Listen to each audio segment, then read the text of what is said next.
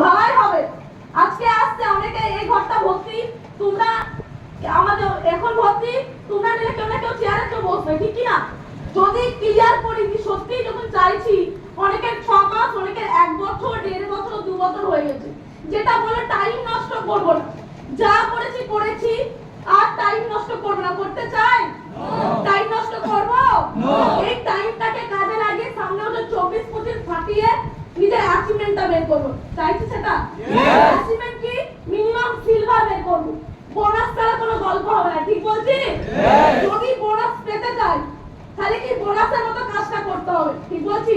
টাইমটা সেভাবে দিতে হবে, ফিল্ডে সেভাবে লোক রাখতে পারবো, ফিল্ডে খাটতে পারবো। আর কি করতে হবে? যে কাজগুলো বলে সেই কাজগুলো শিখতে হবে।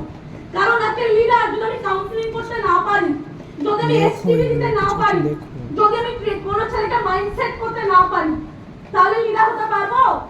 তার আগে নিজের মাইন্ডসেট করতে হবে যে আমি 3টে বছর, 4টে বছর, 5টা বছর করে দেখাবো